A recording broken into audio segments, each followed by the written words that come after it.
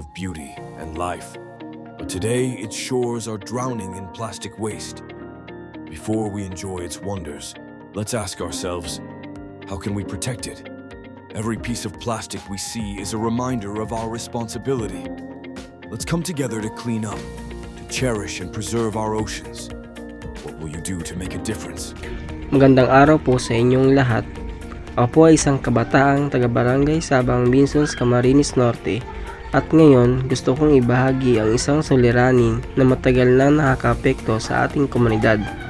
Plastic pollution sa paligid natin, kalsada, ilog, tabing dagat, halos saan ka man lumingon may nakakalat na plastic, mga sachet, bote, supot, mga basurang hindi nabubulok at patuloy na sumisira sa ating kalikasan. Hindi lang ito simpleng basura. Ang plastic ay nagdudulot ng pagbaha, pagkasira ng kabuhayan ng mga mangingisda at panganib sa kalusugan, lalo na sa ating mga kabataan. Apektado ang dagat na pinanggagalingan ng ating pagkain. Apektado rin ang turismo, kalinisan at kaligtasan ng ating barangay. Pero hindi pa huli ang lahat.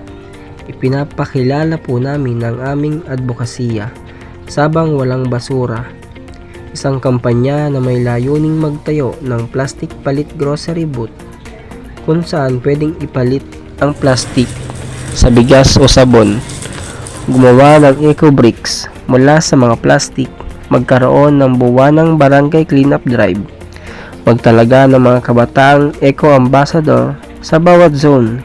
Hindi lang ito proyekto, isa itong pagkilos ng buong Sabang para sa kalikasan.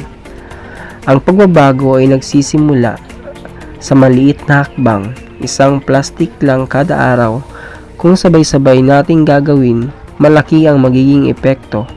Kaya mga kapwa ko taga-Sabang, hinihikayat ko po kayo mag-segregate ng basura, sumali sa cleanup drive, ituro sa kabataan ang kahalagahan ng kalikasan. Sama-sama po nating linisin ang ating barangay para sa ating kalikasan, para sa ating kinabukasan. Tandaan po natin, kung may malasakit, may paraan, at kung may pagkakaisa, may pag-asa, at kung sama-sama, kaya natin ang pagbabago. Ako po si Chris J.L. Cardinho, Kabataang Sabang. Bahagi ako ng solusyon, hindi ng polusyon.